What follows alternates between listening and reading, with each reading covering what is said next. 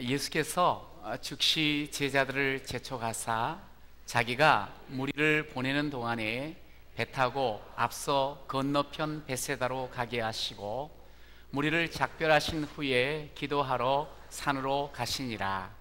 저물매 배는 바다 가운데 있고 예수께서는 홀로 무태에 계시다가 바람이 거스름으로 제자들이 힘겹게 놓아졌는 것을 보시고 밤 사경쯤에 바다 위로 걸어서 그들에게 오사 지나가려고 하시매 제자들이 그가 바다 위로 걸어오심을 보고 유령인가 하여 소리 지르니 그들이 다 예수를 보고 놀람이라. 이어 예수께서 곧 그들에게 말씀하여 이르시되 안심하라 내니 두려워하지 말라 하시고 배에 올라 그들에게 가시니 바람이 그치는지라. 제자들이 마음에 심히 놀라니 이는 그들이 그 떡 떼시던 일을 깨닫지 못하고 도리어 그 마음이 둔하여졌음이로라. 아멘. 네. 이렇게 무더운 그런 날씨지만 함께 또 하나님 앞에 예배하는 우리 모두를 우리 하나님께서 기뻐하여 주시는 줄로 믿습니다.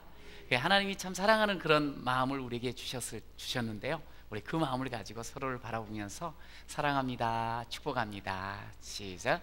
사랑합니다. 네, 축복합니다.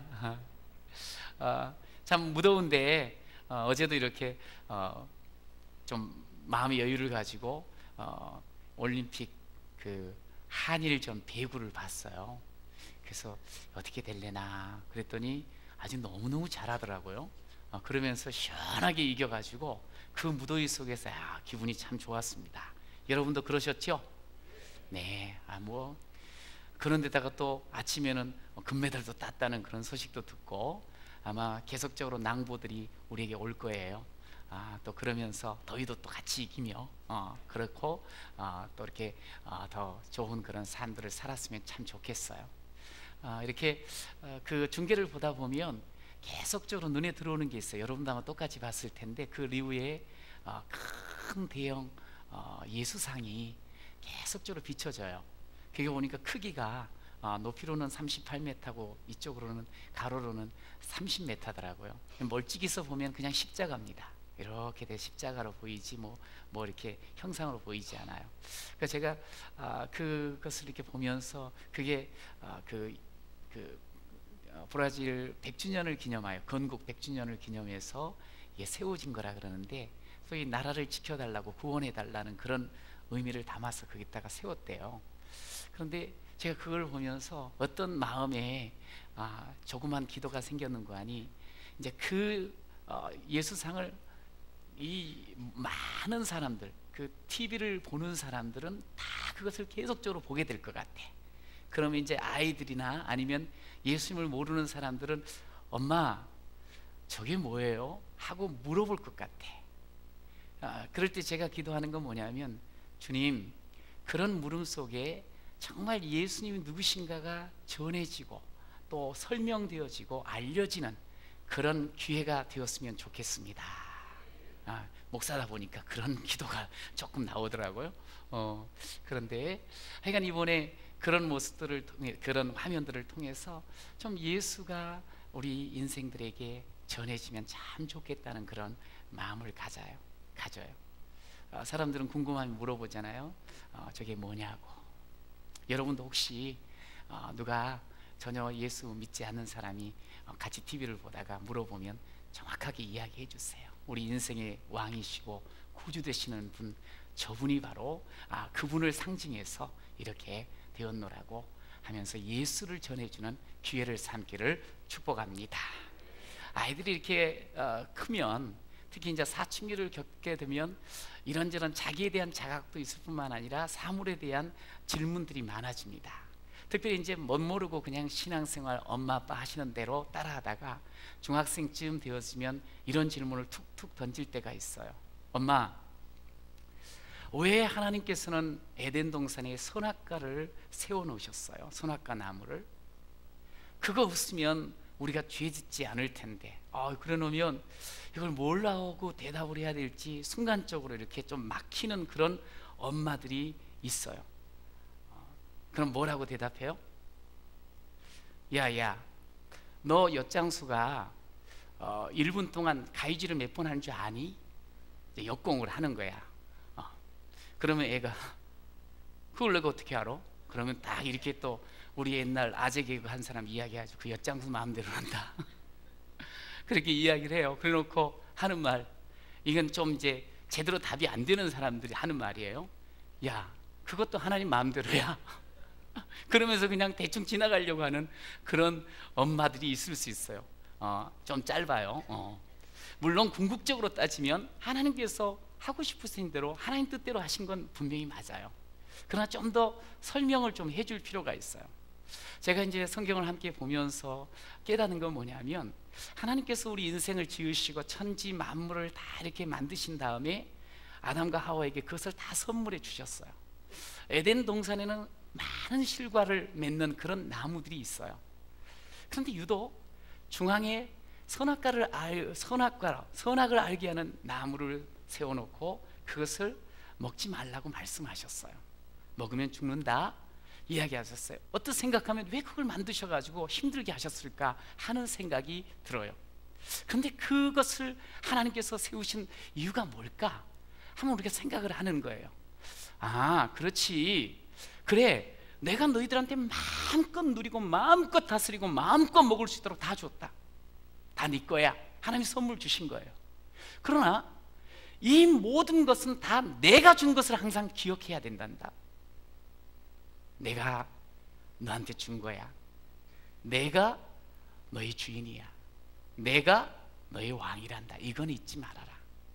그것을 하나님께서 계속적으로 기억하게 하시려고, 이걸 보면서 그렇지, 모든 것 다 하나님 주셨지만 요거는 하나님께서 우리 보고 먹지 말라 그러셨지. 그래, 하나님이 다 주신 거 감사합니다. 하나님이 왕이십니다. 하나님이 주인이십니다.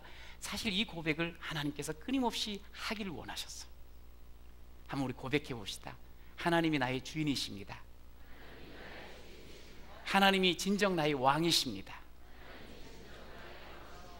여러분 믿습니까? 여러분, 이 고백을 하며 우리가 신앙생활 하는 거예요. 인생을 살아가는 거예요. 그런데 이제 신앙생활 하면서 이제 우리의 삶 가운데는 참 여러 가지 어려움들이 있잖아요. 그럴 때 우리가 이런 마음을 갖게 돼요. 왜 나에게 이런 고통을 주셔요? 왜 나는 제대로 믿어보려고 그러는데 믿지 않는 사람보다 더 어려워요? 왜 이렇게 힘든 일들이 계속 찾아오는 거예요? 하나님, 정말 살아계십니까? 정말 나를 사랑하시는 왕이십니까? 나의 주인이십니까? 하면서 계속 질문하게 돼요. 왜 하나님 정말 섬기는 그런 사람으로 이렇게 메시지를 전하는 목사들이 저렇게 형편없을까? 왜 빛과 소금으로 세상을 바꾸어 나갈 교회가 저렇게 손가락질을 받게 되는 걸까? 사실 우리에게는 신앙생활하면서 계속 왜라는 이 질문이 끊임없이 떠오릅니다. 그런데 잘 기억하세요. 이런 질문들을 계속 하면서 난 예수 못 믿겠어. 예수님 안 계셔. 무슨 왕이긴 왕이셔. 아니 무슨 주인이셔. 이러면서 등 돌리는 왜가 돼서는 안 돼요. 정말 하나님이 왕이신가? 정말 살아계신가? 하나님을 더 깊이 알아가는 그런 왜의 질문자가 되시기를 간절히 축원합니다. 바로 그래서 알고, 그래서 바로 믿어서 바르게 한번 하나님 앞에 영광 돌리는 그런 소망으로 이 질문이 우리 속에서 일어나야 되는 거예요. 제 동기 중에 한 분이 우리 같이 신대원을 공부를 했던 분인데, 이분이 어릴 적에 아버님이 시골 작은 교회의 목사님이셨는데 40일 동안 금식 기도를 했어요. 정말 하나님 앞에 잘 섬기고 싶고 좋은 교회 이루고 싶은 그런 열망을 가지고 기도하지 않으셨겠어요? 그런데 그 아버지가 금식 기도하는 가운데 돌아가셨어요. 여러분, 주변 사람들은 얼마나 수군덕 됐겠어요? 특히 하나님 잘 모르는 사람들은 하나님 살아계신다면 어떻게 저럴 수가 있어? 뭐 큰일 있나 보지, 문제가 있나 보지, 그러면서 이런저런 말들을 얼마나 많았겠어요. 본인들도 마찬가지죠. 아니 금식 기도하면 문제가 해결되어지고 길이 열린다고 말씀하셔서 한 건데 왜 내 아버지는 죽으셨는지, 내 남편은 왜 떠났는지 하면서 숱한 그런 의문들을 가질 수 있지 않겠어요? 만약에 거기서 그래서 하나님 나는 도무지 이런 일을 보니까 못 믿겠습니다, 난 떠나렵니다, 나는 이제는 아닙니다, 만약에 이런 결론을 했다고 하면 얼마나 가련하겠어요, 불쌍하겠어요. 그런데 이 가정은 그러질 않았어요. 여러분, 저는 오늘 주님 앞에 우리가 여러 가지 삶 속에서 질문들이 있어요. 그런데 도리어 저는 이 본문의 말씀을 가지고 여러분들에게 함께 은혜를 나누고 싶은 건 뭐냐면, 첫 번째 따라하세요. 왜 주님을 모르십니까? 시작. 우리가 이제 하나님 앞에 왜라는 질문을 던지지만 오늘 본문을 통해서 저는 여러분들과 저에게 왜 주님을 제대로, 이 말은 뭐냐면 왜 주님을 오해하고 사느냐는 거예요. 그러다 보니까 우리가 현상 속에서 주님을 그냥 판단하다가 떠나버리는 그런 경우, 시험 빠지는 그런 경우들이 많이 있거든요. 오늘 본문 46절에 보니 무리를 작별하신 후에 기도하러 산으로 가시니라 하는 말씀이 있어요. 여러분, 이 말씀은 이런 거죠. 이제 지금 이 제자들이 주님께서 야, 저 건너편으로 가라 하는 말씀을 듣고 이제 노를 저어서 건너편으로 가는 가운데 갑자기 강한 바람이 거슬렸어요. 소위 바람이 불어도 이렇게 가는 방향으로 불어주면 시원히 기분 좋게 가지 않았겠어요? 그런데 아무리 노를 저어도 앞으로 나가지 않게 바람이 거스르는 거예요. 그러다 보니까 힘겹게 노를 저었는데 나가지는 않고 더 힘은 빠지고 밤은 깊어지고, 심지어 오늘 본문에 보니까 시간이 밤 사경이라 그랬어요. 밤 사경은 유대인들은 새벽 3시서부터 6시 사이를 이야기를 하거든요. 그때까지 실갱이를 하면서 제대로 그 바다를 건너지 못한 가운데 있던 거예요. 자, 근데 이제 중요한 게 있어요. 그런 가운데 예수님이 왔어요. 근데 예수님을 잘 몰라봐요. 도리어 유령이라고 여겨요. 그럴 때 주님이 하시는 말씀이 52절 말씀을 보면 이렇게 이야기를 하고 있어요. 그들이 그 떡대시던 일을 깨닫지 못하고 그 마음이 둔하여졌다, 그렇게 말하고 있어요. 마음이 어두워졌다는 거예요. 마치 캄캄한 그 밤처럼, 밤 사경처럼 그들의 마음도 둔하여지고 어두워져서 예수님이 어떤 분인지를 모른다는 거예요. 분명히 예수님이 그런 분이라고 그들이 마음속에서도 깨달았었고 고백까지 해놓고도 정작 어려움과 문제 앞에서 마음이 둔해져 가지고 예수님이 누군지를 잘 모르는 그런 부분이 있었음을 우리에게 가르쳐주고 있어요.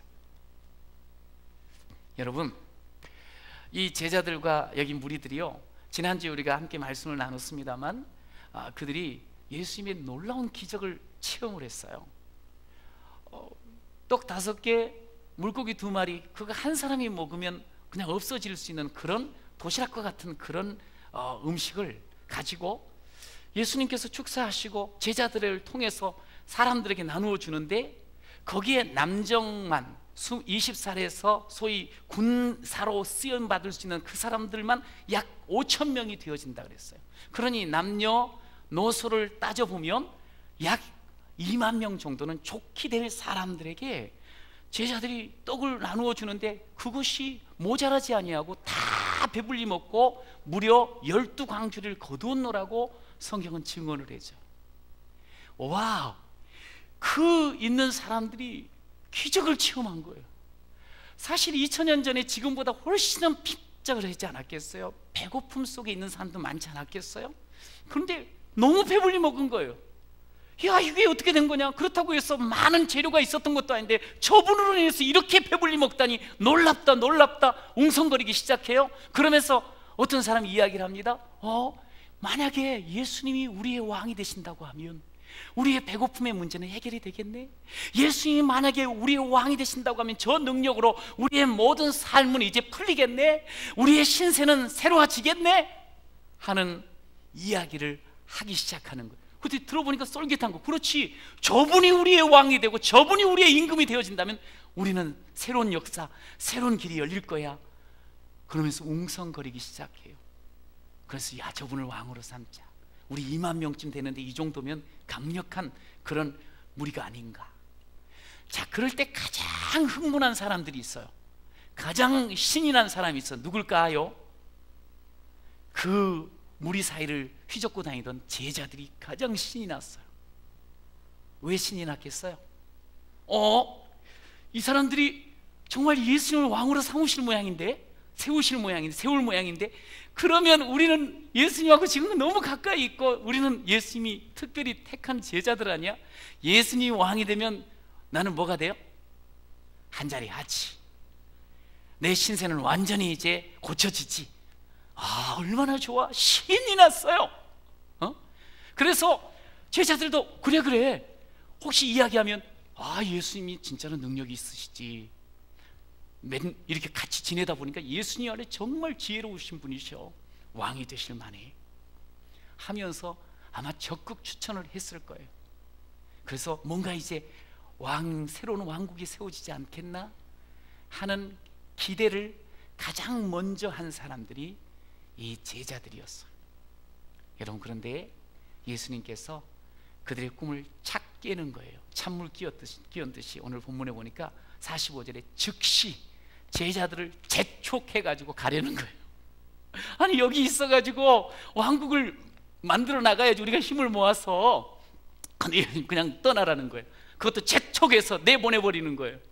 그러더니 예수님이 또 그 많은 무리들을 전부 돌려보내요. 떠나보내요.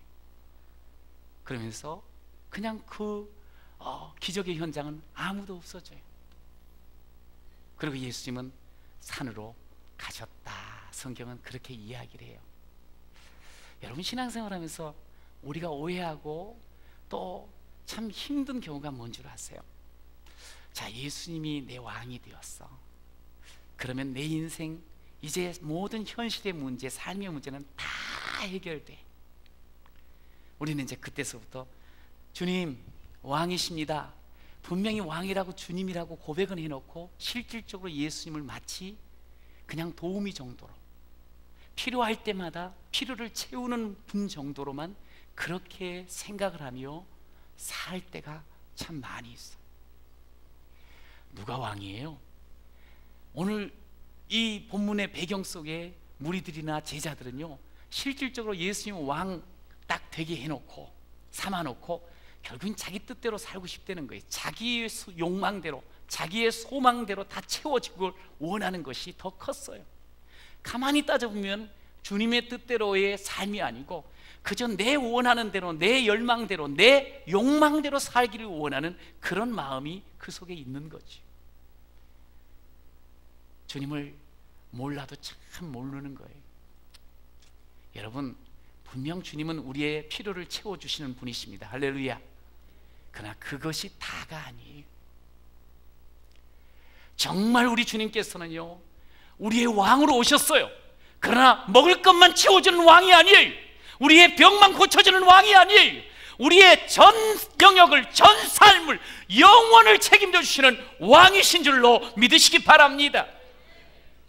주님께서는, 여러분, 그런 주님을 믿는 자는 단순히 눈앞에 보이는 것만을 바라보고 그것의 문제를 해결하는 것만으로 따라가서는 안 된다는 것을 오늘 주님은 몸소 우리에게 보여주세요. 예수님이 오셨어요? 예수님, 제자들이 아마 그랬을 거예요. 어디 계셨어요? 왜 우리가 그렇게 힘들 때 빨리 오지 않으셨어요? 우리가 다 지쳤다고요, 정말 죽는 줄 알았다고요 하고 말할 때 예수님은 이렇게 이야기했습니다. 얘들아, 너희들이 짐작한 것처럼 나는 산에서 하나님 앞에 기도하며 있었어. 그러다가 너희를 봤지. 그리고 너희들에게 온 거야. 주님이 그렇게 말씀을 하셨어요. 예수님 지금 왕이 되실 수 있는 상황, 근데 예수님은 그거에 관심을 갖지 않으셨어요. 예수님이 이 땅에 왕이 되기 위해서 오신 거 아니거든요. 아니, 예수님은 왕이 되실 필요가 없어요. 예수님은 왕이십니다. 할렐루야. 그러면서 사람들의 환호, 사람들의 흥분 속에 자신의 사역을 펼쳐나가시는 분이 아니셨어요. 오늘 그럴 때일수록 더더욱 하나님 앞에 나아가지요. 예수 말씀하십니다. 내 양식이 뭔 줄 아니? 내 양식은 아버지의 뜻을 행하는 것이야. 내 마음대로 내 뜻대로 사는 것이 아니야. 내가 세상 속에서 그저 사람들에게 들림받고 그 세움받아서 왕이 되고 권세를 누리려고 하는 것이 아니야. 나는 아버지의 뜻을 행하는 것이 내 양식이고 아버지의 뜻을 행하는 것이 내 기쁨이야. 그러면서 나는 하나님 아버지와 대화하며 그렇게 있었단다 하고 이야기를 해줬어. 제자들은 우리 같으면 이런 기회를 놓치지 않을 텐데, 그런데 예수님은 사람에게 별 관심이 없는 거예요. 세상의 환호에 열광하지 않으세요. 도리어 그럴 때일수록 더 하나님 앞에 나아가 아버지의 뜻을 구하고 아버지의 능력으로 삶을 살아가는, 그러면서 제자들에게 우리가 어떻게 살아가야 될 것인가를 보여주는 그런 귀한 주님이신 줄로 믿습니다. 사람들은 눈에 보이는 것, 껍데기만을 추구할 때가 참 많이 있어요. 바쁘고, 그리고 또 시끄럽고, 그리고 많은 사람들이 둘러싸이고 비상적이고 오직 결과주의, 결과적인 그것만을 바라보며 갔다 보니까 정말 귀중한 주님 왕 되심을 놓쳐버리고 그냥 겉으로 포장되어지는 그것만, 껍데기만을 붙들려고 하는 우리의 걸음들이 참 많이 있어요. 여러분, 주님께서는 사람 군중의 환호보다 하나님을 더 구했어요. 여러분, 사역의 그 풍성함보다 먼저 주님 앞에 새 은혜를 얻었어요. 기적보다 하나님 앞에 나아가 엎드리는 기도를 더 귀히 여겼어요. 단순한 뭔가 열매보다 더 하나님께 접붙이는 그런 모습을 우리에게 보여주셨어요. 하나님이심에도 불구하고 이것을 제자들에게, 아니 우리들에게 보여주신 거예요. 저는 여러분들이 세상에 눈에 보이는 껍데기를 붙잡고 가다가 허망하게 삶을 사는 자가 아니라 진정 우리 인생의 주인 되시고 왕 되신 주님을 붙잡고 나가는 그런 저와 여러분이 되시기를 간절히 축원합니다. 저는 한 주간 동안 참 하나님 앞에 은혜를 입었습니다. 힘을 얻었습니다. 여러분, 이제 8월이 되어서 우리가 생명의 삶을 같이 묵상을 하고 있는데 여호수아 10장서부터 지금 계속 묵상을 해나가요. 여러분 꼭 구입하세요. 근데 10장에서부터 오늘 11장까지 이렇게 쭉 나가는데요, 한 주간 너무 하나님께서 용기를 주고 힘을 주시는 거예요. 여러분, 원래 이스라엘 백성들이 그렇게 강한 군사력을 가진 나라가 아니에요. 애굽에서 종살이 하다가 이제 가나안 땅으로 들어가는 이 상황, 이게 40년밖에 안 됐는데 그렇다고 큰 군사가 일어난 것도 아니고 잘 훈련된 것도 아니에요. 그래서 원래 그 가나안 땅에 잠깐 정탐을 하러 갔던 똑똑한 사람들이 어떤 판단을 내려는가? 우리는 이 땅 들어올 수 없다. 왜냐하면 이 나라, 이 땅의 사람들은 너무 크기도 하고 강하기도 하고 아주 우리가 갖지 못한 그런 신식 무기도 가지고 있고, 싸움도 참 많이 한 그런 족속들인지라 우리가 도무지 감당할 수 없다. 우리는 아무것도 아닙니다. 우리는 끝났습니다 하고 두려워했던 사람들이었어요. 그런데 정작 여호수아 10장을 통해서 쭉 보면 그냥 거칠 것이 없어요. 계속 싸움하면 이기고 싸움하면 이기고 승리의 개가를 부르는 모습을 보게 돼요. 어떻게 이런 일이 있지? 40년 동안 완전히 군사력이 크게 이렇게 증강이 되었나 보다 생각을 할 수 있는데요, 그게 아니더라. 하나님께서 8절에 뭐라 그러면 내가 너희를 위해 싸워주겠다. 니들 조건과 네 군사력으로 따지면 안 돼. 두려워. 똑같이 아직도. 그런데 하나님이 싸워주시겠다는 거예요. 하나님이 너희를 위해서 싸워주겠다 말씀하시면서 동시에 너희를 당할 자가 없으리라. 할렐루야. 그 말씀을 그대로 액면 그대로 믿고 그 백성들이 한 걸음 한 걸음 남쪽 북쪽을 향해서 진격을 해요. 와우, 정말 싸움하는 것마다 하나님이 위해서 싸워주시는데요, 강력한 승리가 펼쳐진 줄로 믿습니다. 성경을 우리가 좀 이렇게 여호사를 쭉 봤는데 이렇게 하나님이 우리를 위해 싸워주시는구나. 제가 그 말씀을 아침마다 묵상하며 하루하루를 살아가는데요, 제가 한 주간 동안 좀 실망하고 어려운 일을 겪은 것 있거든요. 그렇게 오랫동안 힘을 쏟았고 오랜 동안 기도하였고, 그런데 뭔가 이렇게 결과가 시원치 않고 신통치가 않았어요. 하나님 이게 어떻게 된 것입니까? 하는 마음이 너무 막 밀려오는 거예요. 그런데 하나님이 우리를 위해서 싸우신다. 귀사가 네 그렇다고 해서 실망하고 좌절하고 쓰러지지 말아라. 내가 있지 않니? 내가 여호수아와 함께 하였고 저한테 너와도 함께 하겠다는 거예요. 할렐루야. 와, 그런데 아침마다 일어나서 그 말씀을 묵상하는데 내 현실, 문제는 어느덧 하나님께서 덮어버리시고 하나님께서 새로운 용기와 꿈으로 채워주신 줄로 믿습니다. 여러분, 전능하신 하나님을 붙잡고 사는 것이 뭘까요? 그것은 거스리는 파도, 물결, 아무리 저어도 나가지 않는 것 같아. 그러나 그 가운데 하나님이 왕 되심을 우리가 온전히 고백하고 그 주님을 온전히 붙잡고 나아가기만 하면 우리의 삶에 하나님의 강력한 권능을 체험하게 될 줄로 믿습니다. 로마서 8장에는 이런 말씀이 있습니다. 누가 정죄하리요? 죽으실 뿐 아니라 다시 살아나신 이는 그리스도 예수시니 그는 하나님 우편에 계신 자요 우리를 위하여 뭐 하는 분이라고요? 간구하시는 자이니라. 할렐루야. 우리를 위하여 우리 편이 되셔서 함께 하시는 분이라는 거예요. 그러면서 그 다음 구절에 뭐라고 나오는가? 이 모든 일에 너희를 사랑하시는 이로 말미암아 넉넉하게 우리가 이기느니라. 할렐루야.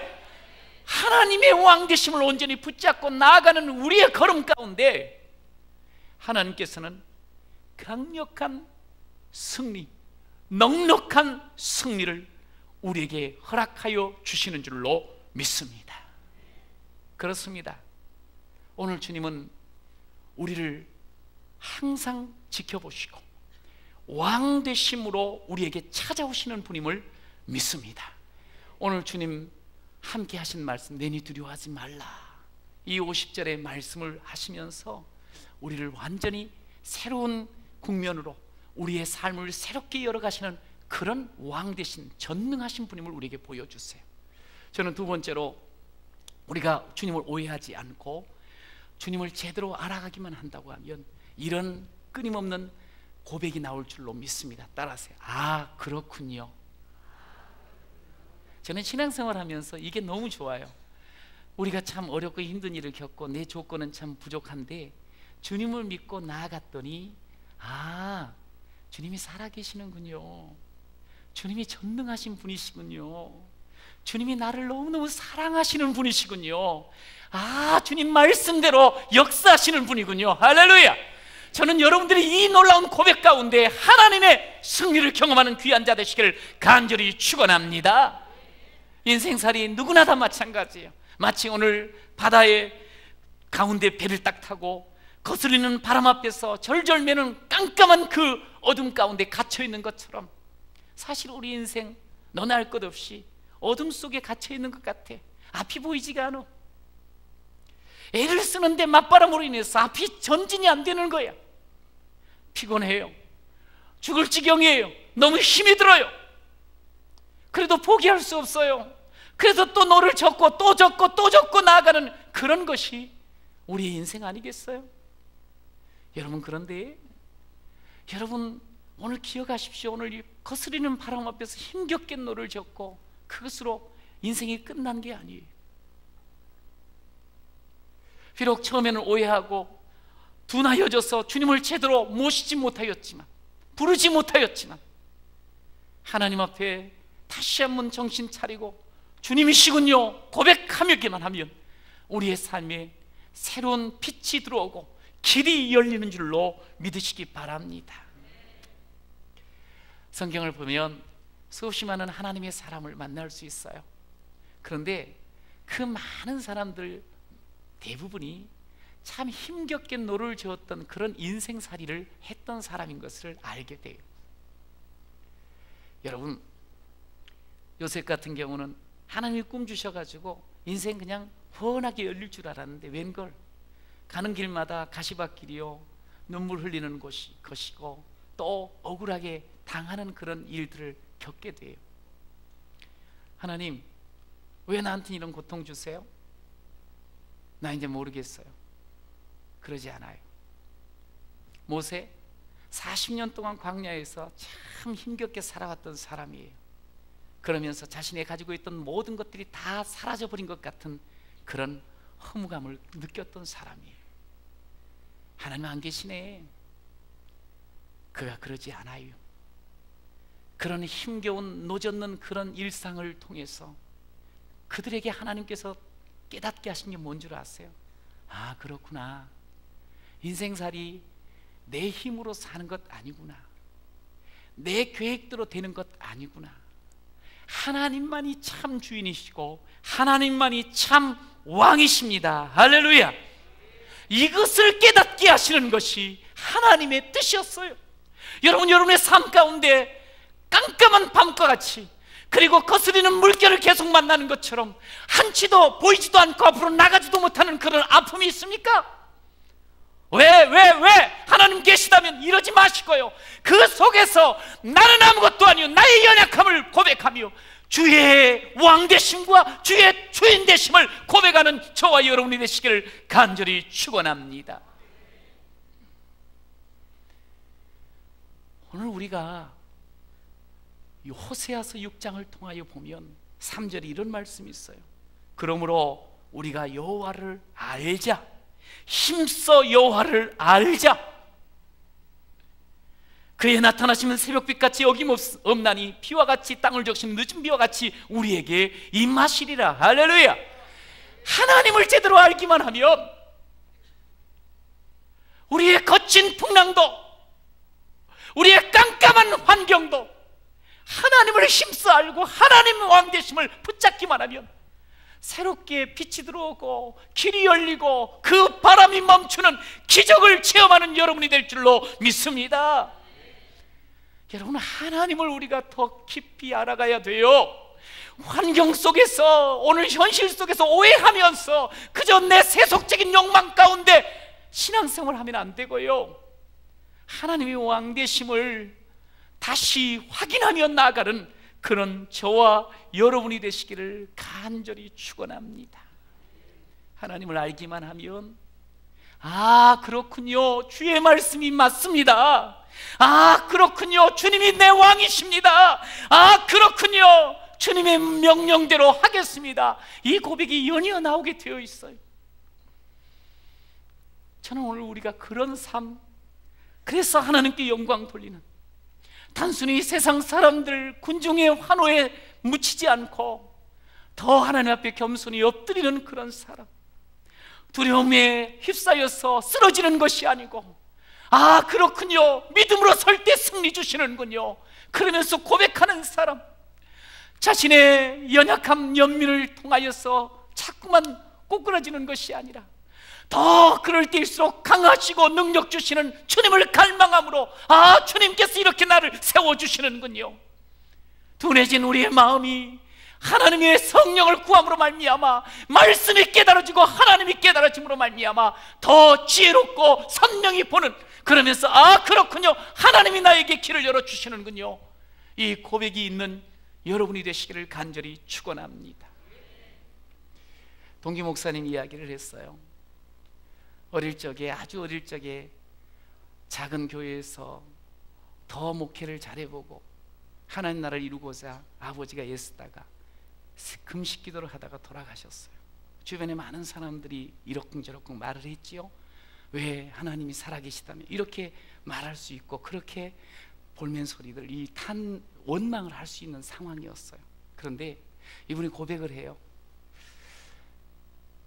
5 자녀와 어머니. 그런데 자기는 한 번도 엄마한테서, 어머니한테서 하나님을 원망하는 소리를 들어본 적이 없다는 거예요. 하나님 뜻이 있을 거라는 거지. 하나님이 왕이시라는 거지. 그러면서 하시는 말, 늘 아들인 자기한테, 이 목사님 이찬수 목사님입니다. 참 귀한 분이죠. 제가 가까이서 이렇게 대화를 하면서 느끼는 건 뭐냐면, 정말 하나님 앞에 거룩함으로, 순수함으로 이 시대에 쓰임받고자 하는 열망을 가진 분이에요. 그런데 어머니가 늘 이야기를 했대요. 애야, 아버지는 목회를 하시다가 돌아가시는 그런 일을 겪었어. 그런데 아버지는 씨앗을 뿌려 놓으신 거야.